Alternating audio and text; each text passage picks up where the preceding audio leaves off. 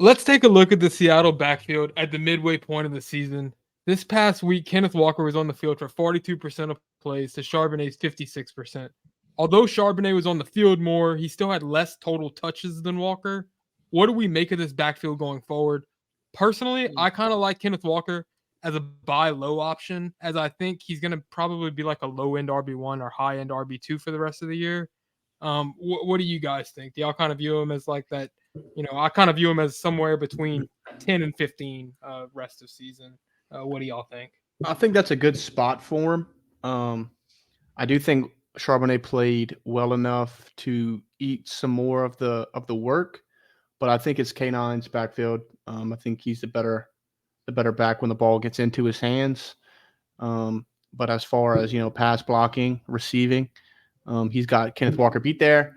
But I think that Pete Carroll is just in love with Walker enough, and he is the better player when the ball is in his hands. I think he's better enough to have the majority of the workload.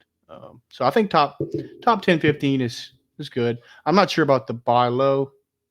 I haven't decided on that yet, but I do think the snap percentages this week were due to Walker being a little injured. So Yeah. I do agree that he was being, kind of eased in and taken care of this past week, but I don't necessarily think I would be buying low on Kenneth Walker. I do like him as a fringe RB1, high end RB2 rest of the year, but his schedule coming up is absolutely atrocious. And here is where I'm not completely sold on Kenneth Walker as a high end RB1, even though he showcased it a couple games at the beginning of the year.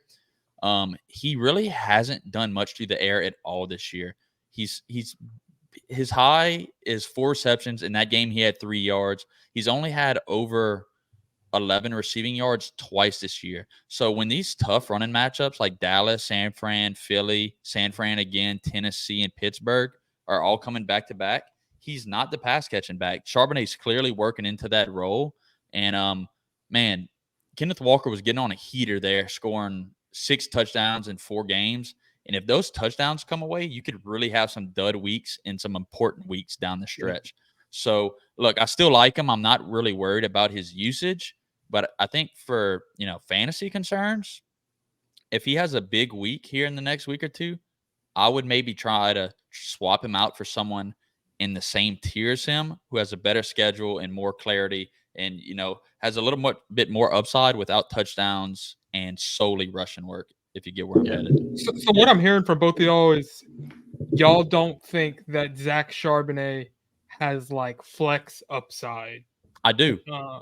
So you think Zach Charbonnet does have flex upside down the stretch? At some point this season, I think he does with these tough matchups coming in where they're not going to be able to run the ball. Charbonnet's clearly the pass catching back. And look, as of now, I'm not. You're not starting Charbonnet, but he deserves a roster spot because if Kenneth Walker does go down, there's that. yeah, he has that upside.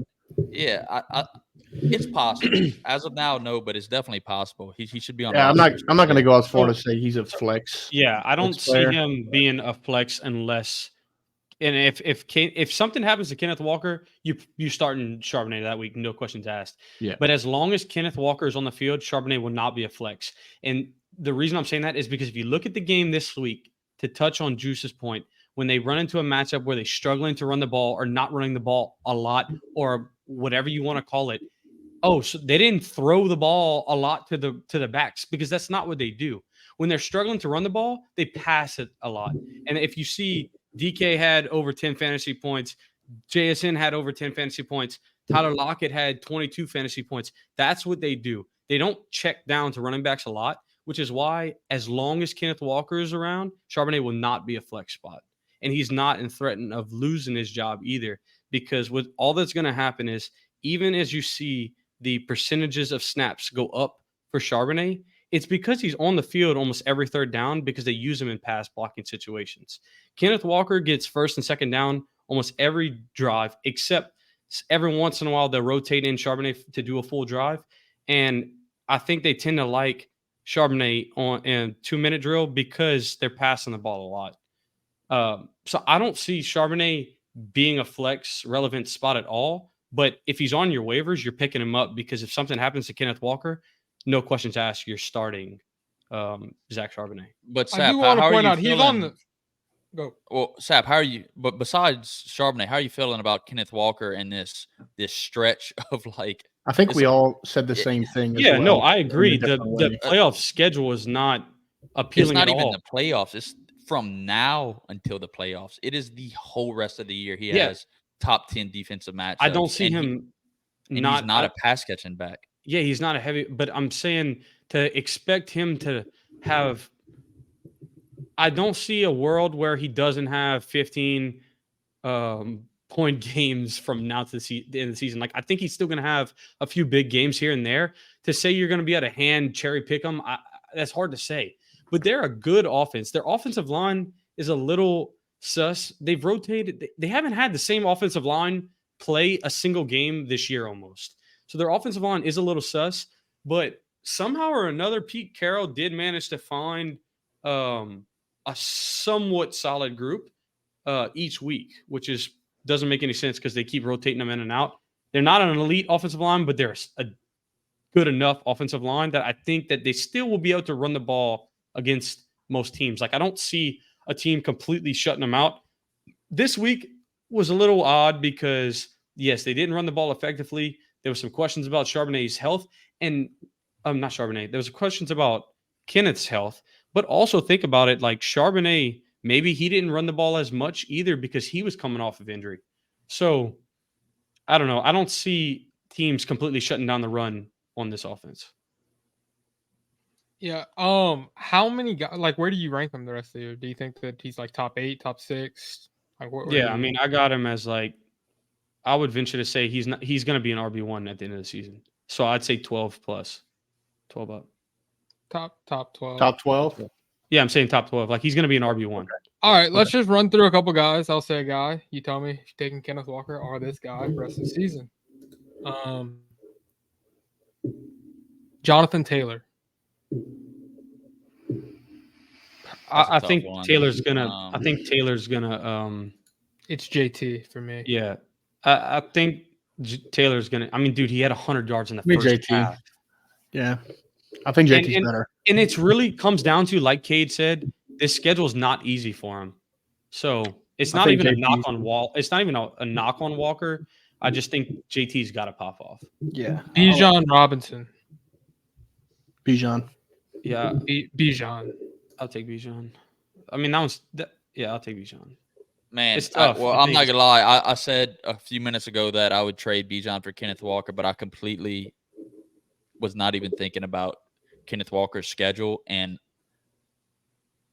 it does scare me. So I'll keep Bijan. Derrick Henry. Henry. Think I'm taking Henry. I think I'm gonna actually take Walker. I'm taking Walker. Pollard. Pollard. I think. I don't know. I'd have to look at Pollard's schedule. I don't know what Pollard's schedule looks like at the end of the year. This is where it starts getting hard for me. Mixon. I'm taking Walker. I'll take Mixon. I think I'm taking Mixon. I'll take Mixon just because their offense looks This next one is the hardest one for me. Swift. Swift. Yeah, Swift. I Dude, don't even Swift's think that's behind the hard. best O line. I don't care. I don't even think that's hard. I don't care who they go up. This is why it doesn't matter who they go up against. They're gonna figure out a way to get them involved. Yeah. All right. Well, if we're saying all these guys are on top of him, then Kenneth Walker sounds like we're saying RB2. No, I didn't say Mixon's not gonna finish over him. I'm not taking Derrick Henry over him. I mean, he's RB1 to me. Yeah. I'm not taking. I think where I start clearly taking Kenneth Walker is whenever you get to the like Pacheco, Ramondre Stevenson, Rashad White. Like he's gonna there's finish a big tier gap between Kenneth Walker, Swift, and then the next tier guys, which is like Pacheco, Ramondre, like those types of guys. Walker finishes over Tony Pollard, Derrick Henry, Joe Mixon, and I don't even know who else you said, but he finishes over those guys.